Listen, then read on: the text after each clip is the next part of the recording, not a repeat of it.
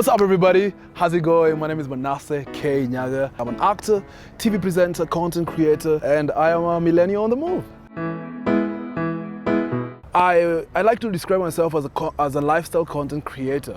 So what that means is I create around everything lifestyle. But also, at the end of the day, you cannot create content about anything and everything, as much as it's lifestyle. So I have a few things within the lifestyle bracket that I've picked, and that's what I create about. So I create about self-care, I create about grooming for men, I also create about travel, I create about fashion and style, and I also put out content around, behind the scenes, basically, on set, and just around film work, etc. So that's what I create. Unajua shida yako ni moja, umesota. Na wewe uwezaje kutoboa? Why did you choose acting? I don't know. I was gonna say acting chose me, but that sounds a bit cheesy. Anyway, here's the thing. So I really grew an interest in acting from when I was really little, and I started acting in church when I was still, growing up.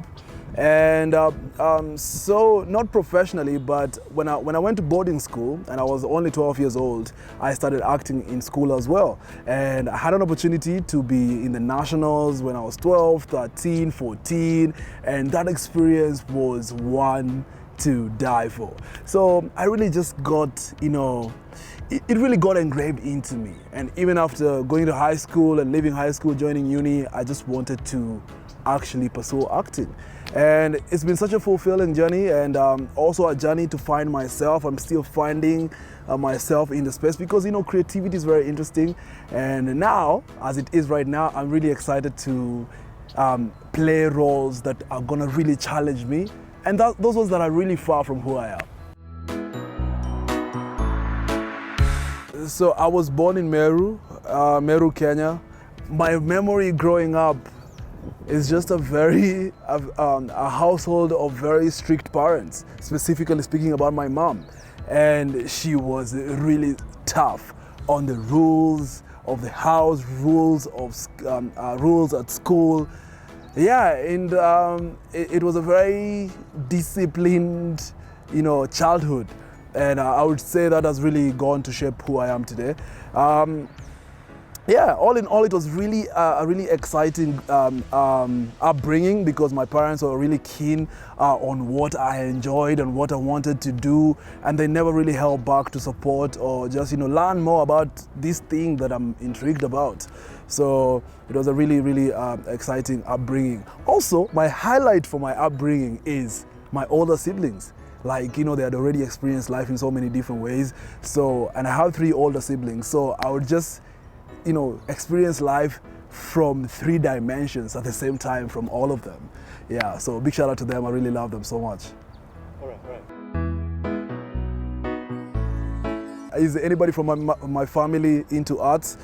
I don't know, is it fortunate or unfortunate? None of them is actually into arts. Both of my parents were teachers. My mom was a teacher and then went to business. My dad was a lecturer, went into business. My siblings, all of them work in very, different industries. None of them is in the arts space.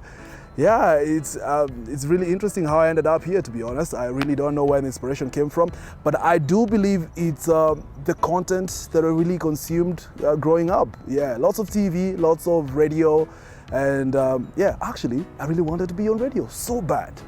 I don't know how I ended up on TV, but here I am. High school was just a place where I was just getting to find myself. You're in this age bracket where you're being empowered to, to make your own decisions. And one of the things that I'm really grateful for about that period of my life is that, my family really empowered me to make choices for myself that I knew I was gonna live with for the long term. Yeah, so that's my highlight around high school, my high school time. Also, another highlight for my high school period is that I used to play basketball and I was really good at it. I got an international scholarship to go play basketball, but then I just chose to go a different direction. I really didn't see that in my future. So yeah, I pursued entertainment instead.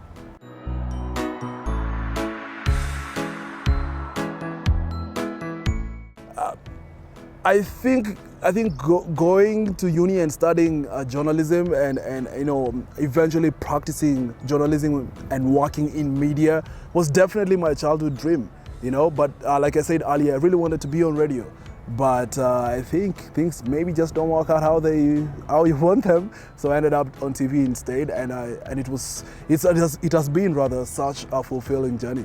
Yeah.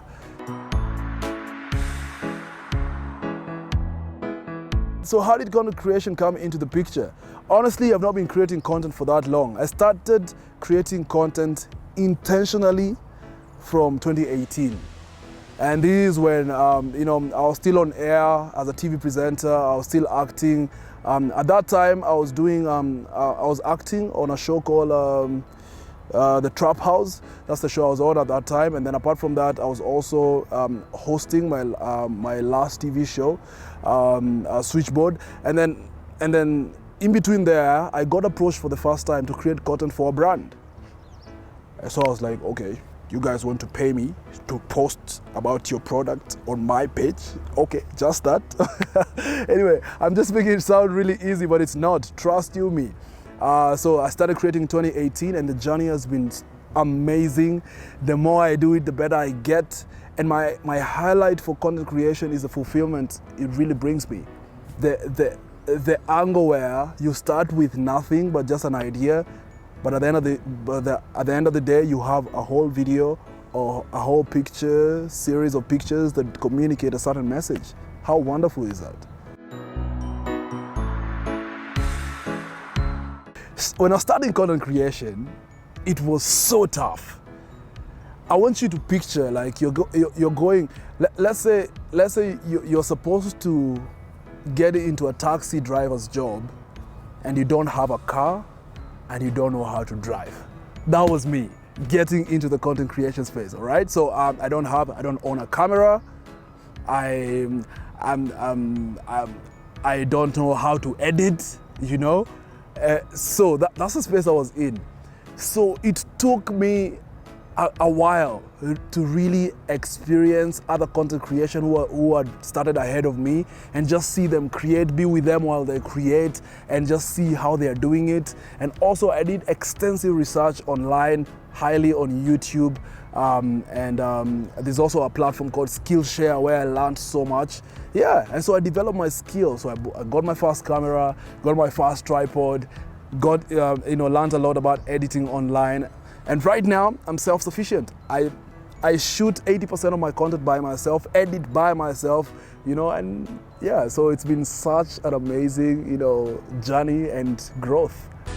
Niaje wase, unajua sherehe ni sheria, but we have to be careful. So one of my highlights when it comes to acting is being on one of the biggest Kenyan movies so far called Uradi on Netflix.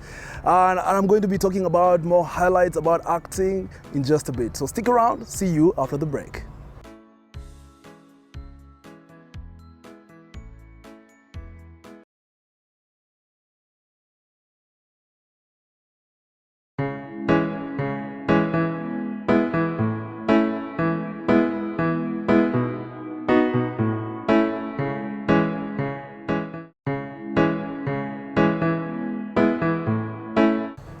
Welcome back, you're watching Millennial on the Move, and find me on social media, Manasseh_K on Twitter, Manasseh K Nyagah on TikTok and Instagram. Let's connect.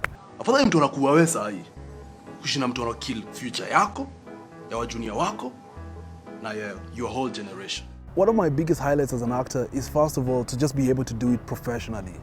Because when you're starting out, it's just a dream. And you just see people on TV doing it and doing it well, and all you do is just when you're coming up, you're just really, all you have is passion. But figuring it out, making that decision to go to the first audition, actually get picked and actually play a role, that is one of my biggest highlights. And my second highlight is being able to work with some of the most legendary actors who came way ahead of us. I've been on set with some of the biggest names that have ever graced our screens, and I can't be more grateful, So, but I can't wait to go to Hollywood because I feel like, there's going to be more highlights that are going to even, leave even a bigger mark. So stick around. Hey. Pull up. Hey, let's go. My highlight as a TV host is when I did one of my biggest interviews of all time. I hosted T.I., the American rapper, and it was so surreal just sitting across him and having a conversation with him. This is someone who has always looked like they are, too far from rich, and that was such a green light for me and it was such an affirmation for me to feel like, I can do anything that I want. And if you just sit there and you're just thinking, this is what I really want to do, I want to be like this person, or I can do this, just go and do it. Do it, because dreams do come true. Some of the lessons that I've really learned as a millennial, as an actor, as an entertainer, generally as a young man in this generation is, number one, there's always someone trying to use you. Open your eyes, open your ears. There's nothing like free lunch, okay? Yes, that's the first lesson. The second lesson is consistency is everything. Consistency is everything. When you stop doing something, you kill your momentum. The more you're doing it and the more you're building, the better you're getting and the far you're getting. So consistency is key. And I feel the last one is that gratitude goes a really long way. Gratitude is really engraved in everything that I do. It's really in the core of everything. I think gratitude is very important. Just being grateful, just appreciating, the position you're in, the people who are around you, your family, your colleagues, and even basically everything that comes your way, good or bad. That just gives you power to get ahead. Who inspires me? That's a really interesting question. I really wouldn't say that I really have one particular person that I look up to anymore. It's just really a collective of different sources of motivation and inspiration. But I would say I read quite a bit. I read a lot. I read a book at least every 2 weeks or maybe every 3 weeks.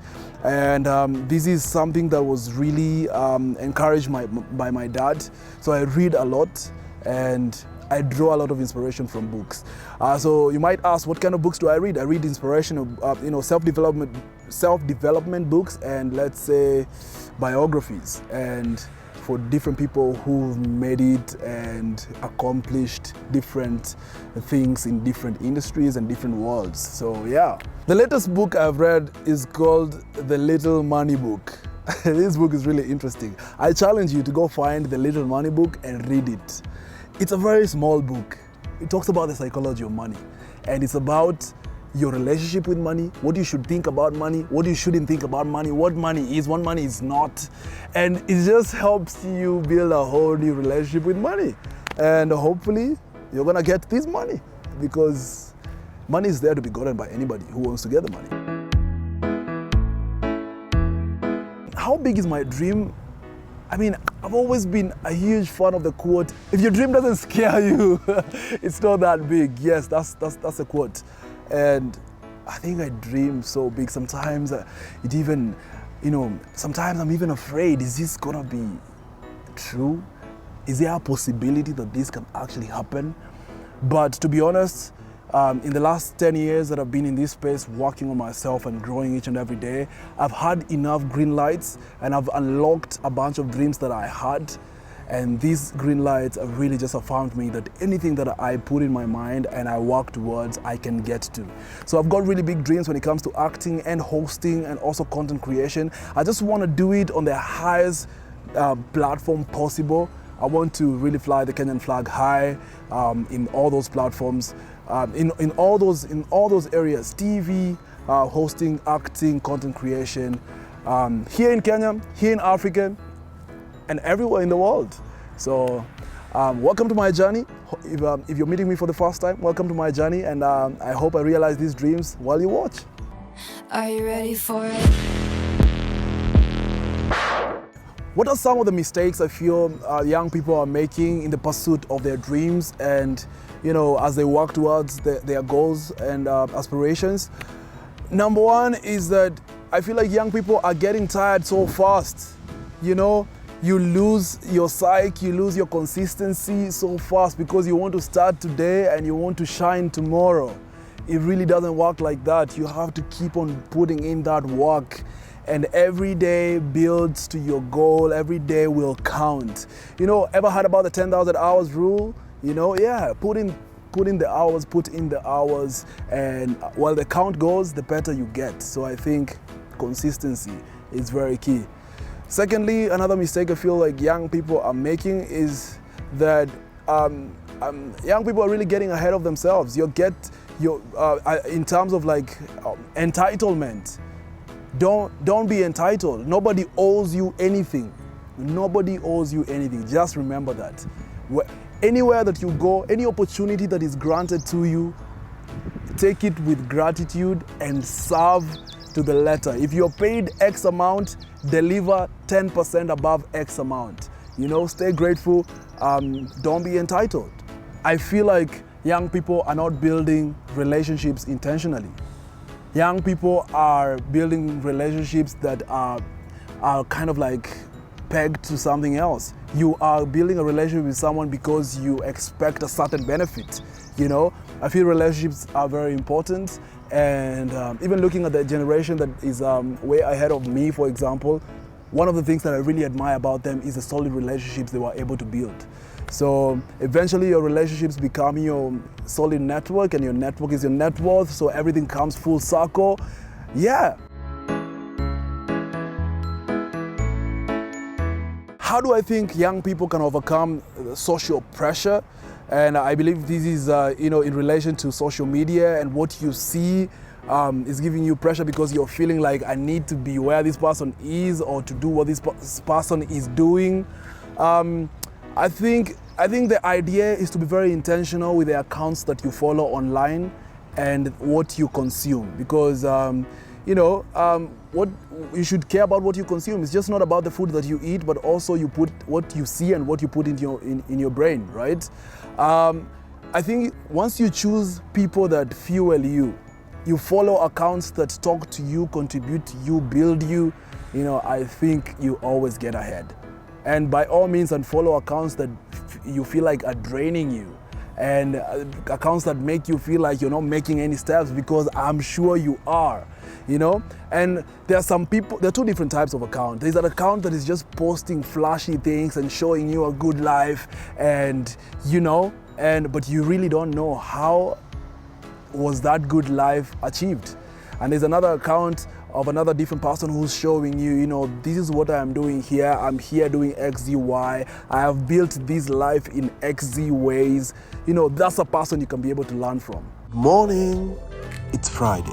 I am definitely excited for the weekend. I'd like to believe that I'm a really well-organized brand, and I don't condone nudity or, any sort of erotic behavior on my platform, because I'd like to believe that I'm also a family-friendly brand, and that's what I am building towards. I am all about inclusion and a brand that really carries itself in a very morally upright style. So sometimes I get misunderstanding from fans or maybe from followers. And I think it's just the nature of the game. Yeah, but that really doesn't get to me. I'm just here to create, have fun, stay fulfilled, and move on with life. I really don't gets to me, whether it's positive or negative. So I really don't draw much affirmation from online. Rituals I do before I get on set or on stage or whenever I need to be anywhere. Yeah. I have rituals for sure. I definitely pray before I get on stage. I definitely pray before I go on set. When I'm on set, I always meditate before I start filming. Yeah, and it really works for me. Also, meditation is one of my biggest rituals. It's something I perform every day.